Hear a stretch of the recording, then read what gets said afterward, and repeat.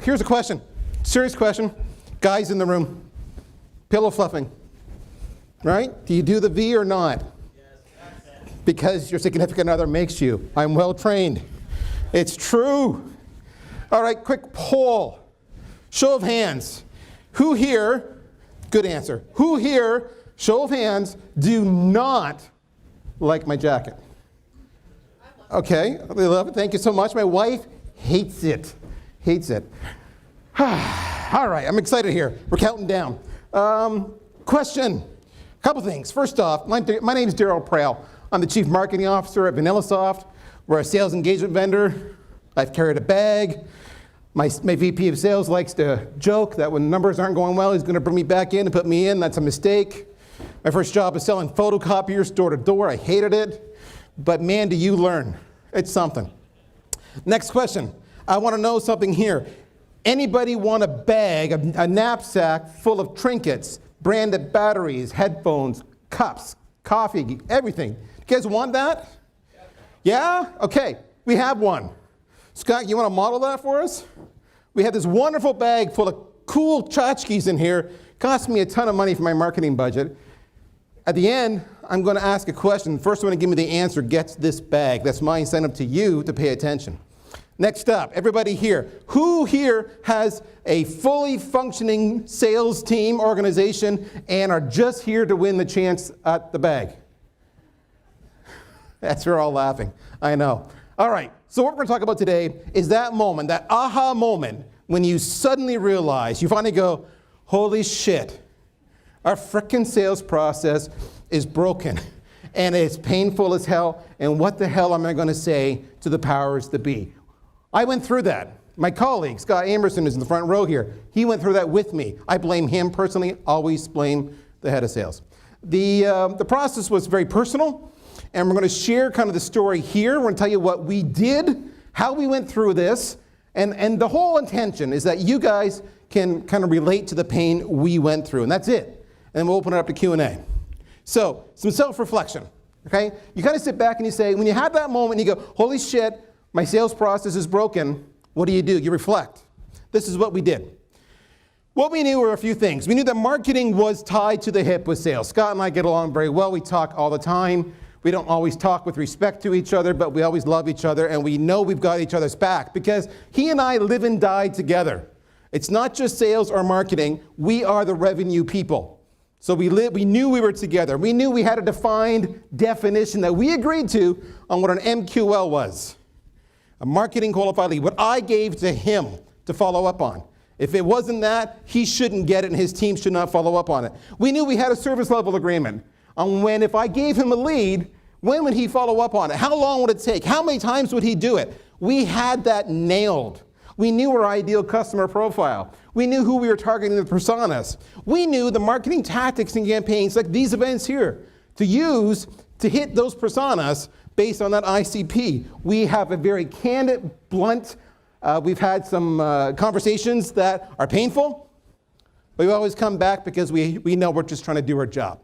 We knew that. So you sit back and you go, well, how the hell did we get here? We've got a really good thing going on. But then we said ourselves, candidly, are our sales forecasting as expected? And the answer was no. No, it wasn't. And that was kind of your first sign that things weren't going well. So we sat back and we said, well, let's look at things.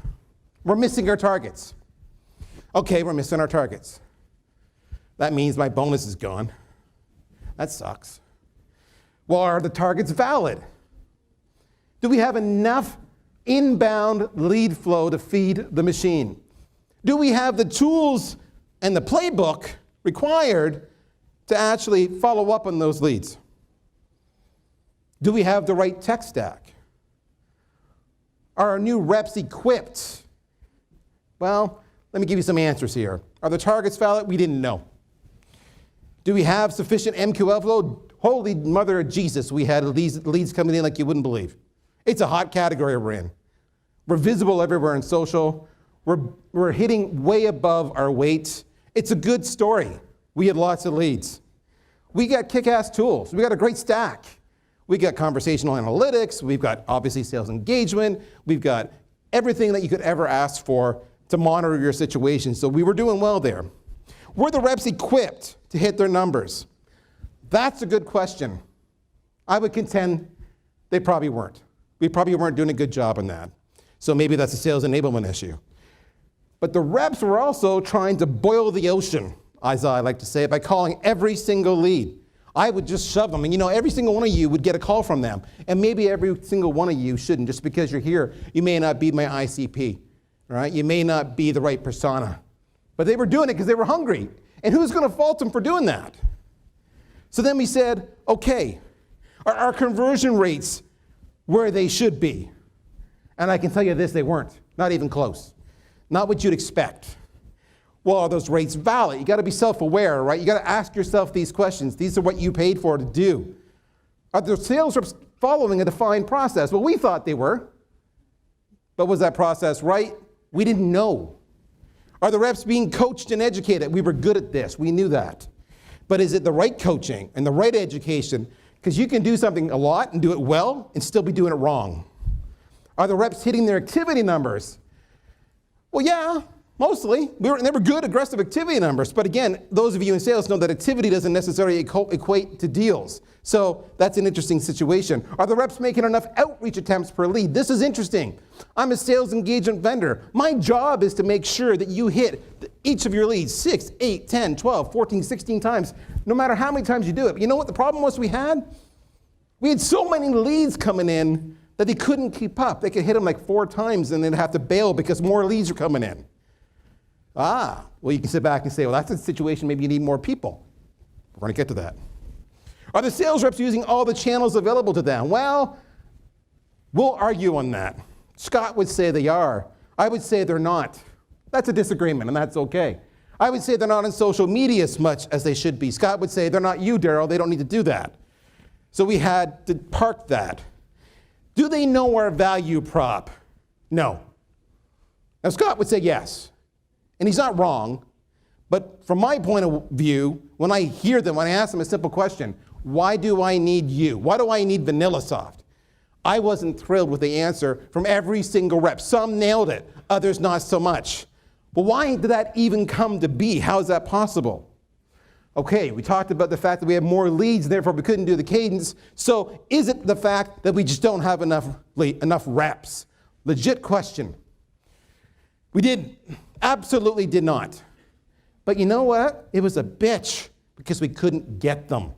Lord knows we tried. We couldn't get them at all. We did want them in our Plano offices. If we wanted to have them remote, it would have been easier. So already we had a problem. Our Plano offices were too small because we were growing so fast. Another good news story, but again, a problem. How do you deal with that? We had to delay hiring because we didn't have the office space, so we needed a new office space. Now we needed to outfit the office space, but the company's getting their ass kicked because we can't put the reps there, but we don't want them remote. That's a problem. But even when we got the applications, we didn't have the reps we wanted to. So why? Why did we not have the reps? We're a hot company in a hot space. Is it because we have a bad reputation? Look at Glassdoor. We don't. We have a great reputation on Glassdoor. Is it because we were dark for so long, not doing enough marketing, that we just got overshadowed by some of our other vendors in the space, like a SalesLoft or an Outreach? Outreach is a unicorn. Who doesn't want to work for a unicorn? So that's a real possibility. But the funny thing about a unicorn is that they're a unicorn for a reason, because it's a big space, which means we can all make money, and every rep wants to make money, so I want to be part of that space. Are we underpaying? We didn't know. Is career progression unclear? Yes, it was. It was confusing as hell. They would come in and they would say, what's my career progression? We didn't have a clear answer. You work hard, friend. You do a good job. We will look after you. What the hell does that mean? Right? Are our expectations too high?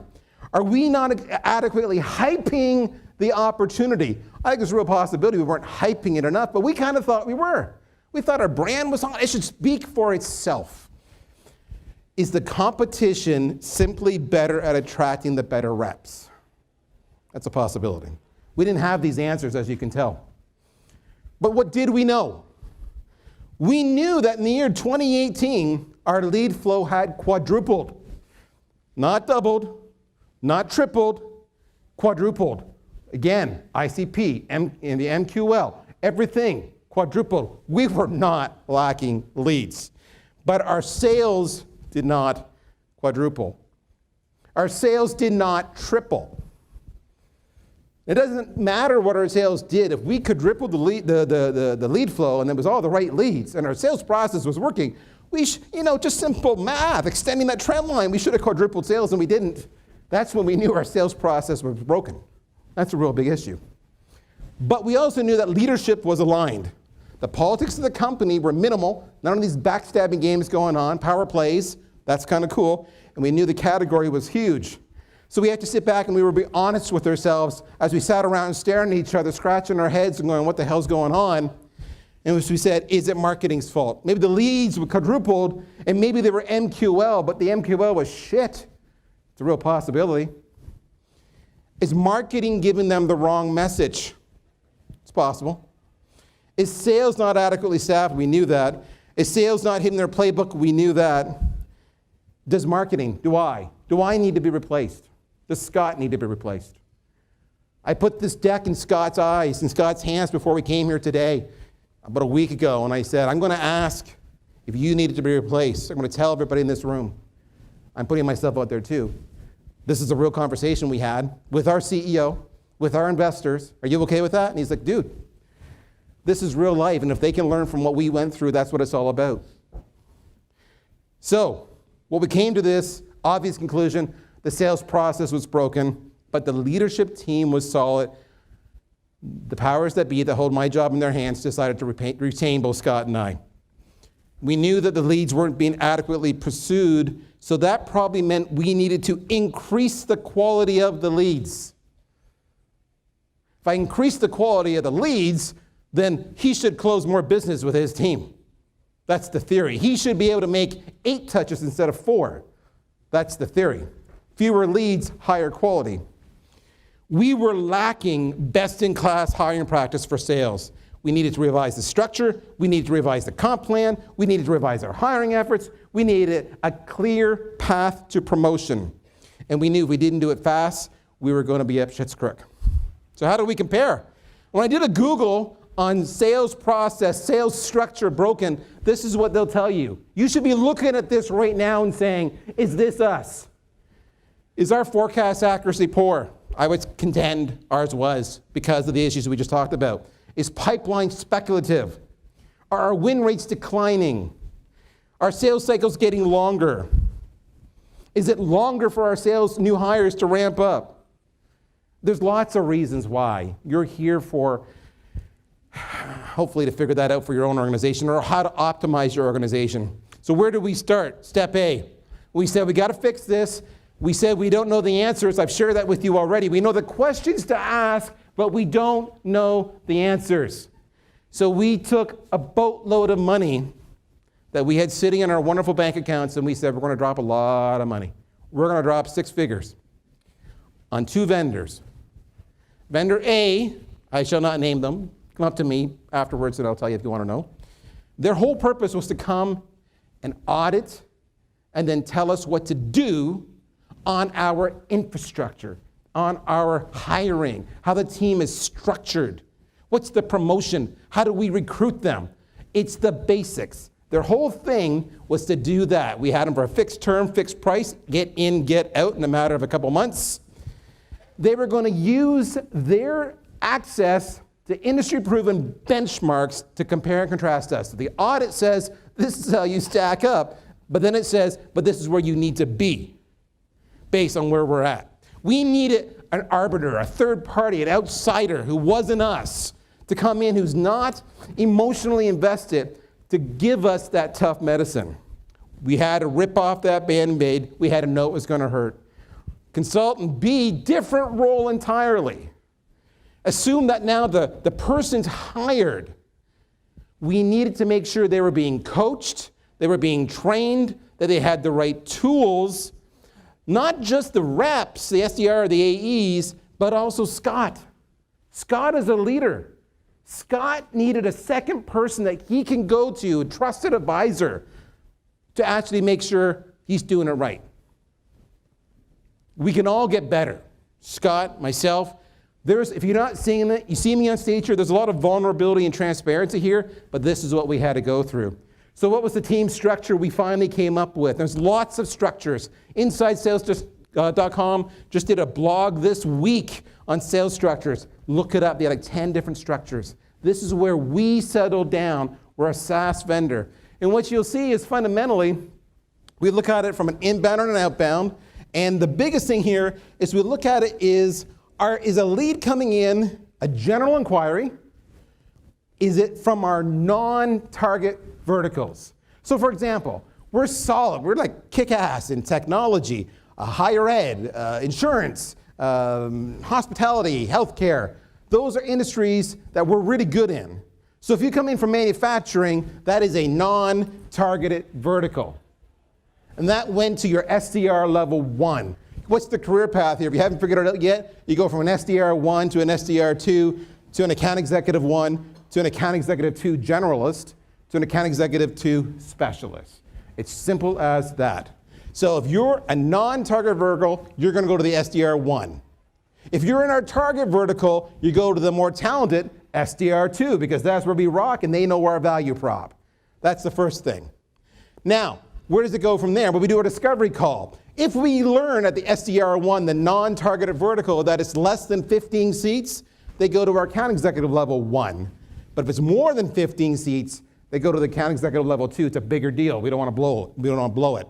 Similarly, in the SDR 2, doesn't matter the seat size, they're already going to an AE2. So we have entire teams now built around this.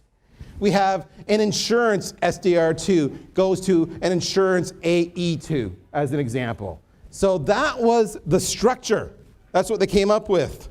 And it makes a lot of sense. We then had to look at our accounts, right? So our A list, again, are our target verticals. Our B list are emerging targets. So maybe an emerging target for us might be, I don't know, finance. I'm making that up.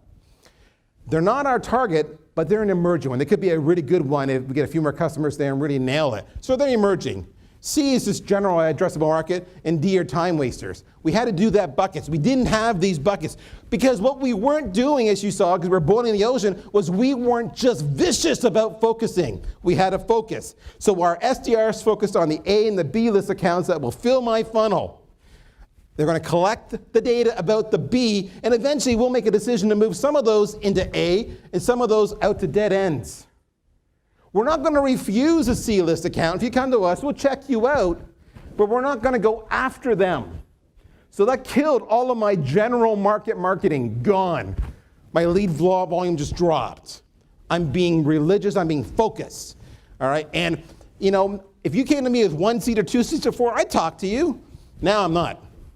You don't hit my minimum, my thresholds, you're gone. I'm moving on. Talk to another vendor. Then we had to have the right mix. We didn't have the right mix. What are the right SDRs to account executives? They support one another. What we learned here, this is Bridge Group data, is that the standard is 1 SDR for every 2.6, 2.5 AE. So 2 SDRs to 5 account executives. When we first heard that, we thought that's backwards, right? You're going to have like 5 SDRs to 2 account execs. That just seems more logical, really keep them busy. And they said, no. So right away you go, okay, I see what we're screwed up. So that was the challenge. And of course, if you're in a high growth company, then you actually have, you know, a higher number. So that was like, wow, now we know our structure, AE1, AE2, SDR1, SDR2. And now we know our ratios. Our ratios were out of whack, our structure was out of whack. So that led to, if that's all cool, we know the promotion plan, we know how to hire, at least where they're gonna go on the team, we need to now go get them. So we had to manage and reinvent our whole hiring process. What we know are a couple things.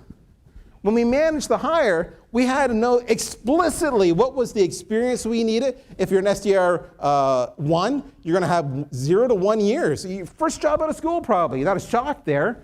But SDR 2, 1 to 2 years, probably B2B. And you can see, these are the skills and the attributes you've got to have. You don't have this. I don't care how much I like you. I don't care if you're on the same sports team. I don't care if you went to my alma mater. You're gone.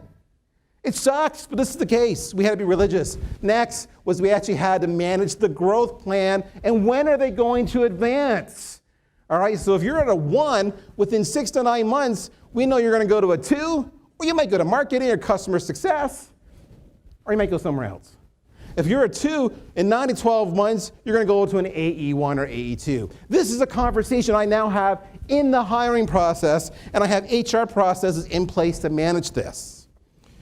We had to recruit like a pro. Mind-boggling. How many people here, you do the ad, you sit back, the ads come in, and you get to it because there's a lot of stuff going on. You're working the deals, you're chasing, you're having meetings. And that hire goes from, I'll get this done in 2 weeks to it's 2 months and you're finally getting around to hiring them, right? And your actual reps who are applying are pissed off at you because they wanted an answer now. So that's what we had to do. We actually had to target the right candidates and be religious about it. We had to sell our sizzle. We had to get rid of the friction from applying. This was big for us. We mapped out the interview process. It is all templated now. You can't change. There's your process. And when we do this right, this all happens from start to finish. In 2 weeks, you have an offer or not. That was a change internally. Not that we didn't want to do this ever. We just hadn't made it a priority, and that was affecting our ability to staff, which was affecting our sales success. And then coaching. Okay, they're hired now. Life's grand. I got to coach them. Okay, I can't coach everybody the same, even though I wanted to all the time. All right, what do you need to know? You have calibers of SDRs on your teams, A, B, C's, and D's. Your A's could use a little coaching, but they're already kicking ass. So, that's not where you need to be. You need to be in your B's and your newbies. And your D's, you should be strongly encouraging them to polish up their resume. Define the process. This is the sales stage. We had to review our own sales stages at every step along the way. You can do your own process. You don't need to follow this, but let me draw to your attention the fact that we did a couple things. We actually had expectations of each stage outline. If you didn't do this, you weren't moving it. That's about how much you thought. Next, we had exit criteria. Again, common sense stuff, but stuff that you glossed over or you kind of wing it a little bit. Okay, we couldn't wing it anymore. We were growing too hard, too fast. Then we had to manage their activity. Not because we believe activity equals results, because we know that varies, but we do need to know how we actually work. What are the inputs that we need to achieve? We believe the activities, and what are the outputs, which is what we want to have happen. I'm showing here benchmarks, right? Dials, 43 for an SDR1, 52 for an SDR2. Sounds silly, but look at that, right? The split, SDR1, 65% email, but an SDR2, 40% email. It drops. That nuance we didn't have. We didn't know. Now we do. We had to have the right cadence. We nailed this. If we didn't, we shouldn't be in the sales engagement space. But not everybody does. We had to measure our account executives, not just the ARs. We had to know how they move from stage to stage. We had to know what their pipeline coverage was, what their pipeline speed was. We had to get a lot more granular and benchmark ourselves against best in class. Did we know best in class? Not really. We could have got it, I'm sure, but now we do. That's where our money went. And then, of course, there's a lot of follow-on questions if they're not matching those numbers, which then affects your coaching. Finally, the tools of the trade. Not counting CRM, I found this really interesting. On account executive level 1, you're going to spend on average $300 per rep. And you can see sales engagement is high, where I am. That's why we're in a hot category. But you see how it goes up like a lot. A third higher, 33% higher when they become an AE2. We just had a flat stack. We weren't rationing this based on role. It changes. It changes. So look, for example, 48% use LinkedIn at an AE1, but 64% use LinkedIn at an AE2. Do you know how you split? We didn't. 38% use call recording, but 46% use it. It's more important when it's a bigger deal size. You need to invest your time accordingly. Final thoughts. A broken sales process is not uncommon. No shame in that. We are all broken to some extent. Some would say my jacket is broken. The reality is you can only fix it if you acknowledge the issues you have, if you ask those hard questions, and it's going to be emotional, and it's going to be political, and there's going to be conflict. But if you ignore it, you're screwed. You can't fix what you ignore. You may not like the truths revealed. I didn't like all of them. Scott didn't like all of them. Some of them were on me, some were on him, some were on others. No one likes the spotlight shining on them, but that's the truth. You need to get alignment among the key stakeholders. Set the rules of engagement before you go down this road. You know, it's a club. Guys, we're all in this together. No matter what happens, everybody spit in your palm, put it out there, let's do it. Come on, we're in. That's what it's about, because you're a team. And then you need to build the organization that's right to succeed. So we took all of our sales staff and we parked them over here. We did this. We designed the whole thing. And then we cherry-picked them. Oh, you can fit here, and you can fit here. And I know you thought you were an AE1, but you know what, buddy? You're an SDR2. Sorry, that sucks. All right? And some of you just didn't fit. And for the ones who didn't fit, we had to let them go. But we took care of them because company culture is who we are. So they were not booted out the door. They were given exceptionally generous exit packages because we want them not to go on Glassdoor and badmouth us. We want them to say, I understand, it was a reorg, it was done with class. So there will be casualties, treat them right. You need at all times focus on the end goal, and if I can give you one piece of advice, over-communicate as much as possible. That's my story. That's what we went through. Our sales process was broken. It's far less broken now, but it's a work in process.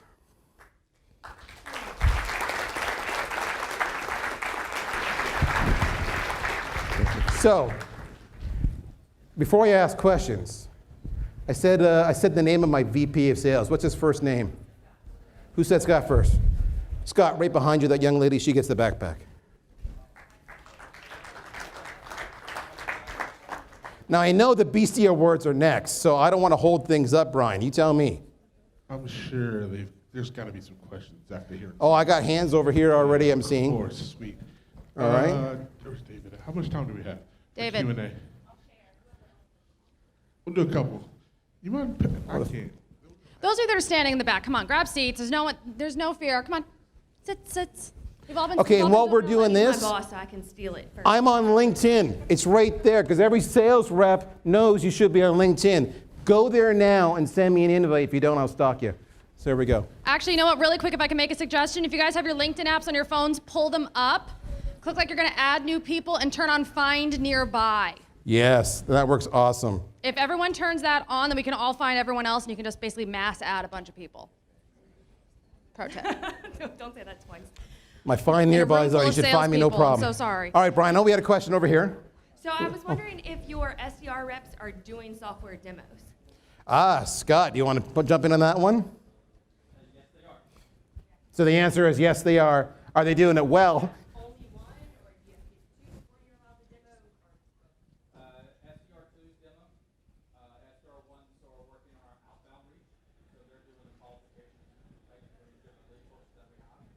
But the SDR2s are doing the preliminary discovery call, quality conversations, and it gets advanced to the agent. Scott, why don't you come up here? We'll share the mic. While he's doing that, come on up. Don't be shy. And then what he said was SDR2s the ones actually doing the demos.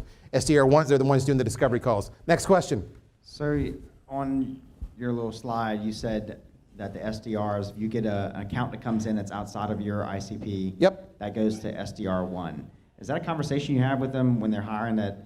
Because it seems to me that, hey, we're going to give you the leads that we really don't really want or that we're not best at. You're going to get those first. So how do you train them at the same time giving them Craft leads. Well, Yeah. I mean, you can jump in here, but part of the process of being an SDR1 is learning the tools and learning the messaging and learning, the basics of doing your job. So if you're going to screw it up, I prefer you screw it up on ones that are not my target market. That's the first part. So it's a safe place to physically learn. All right. And the second place is teaching them when it's okay for them to physically say to them, "You're just not a good fit."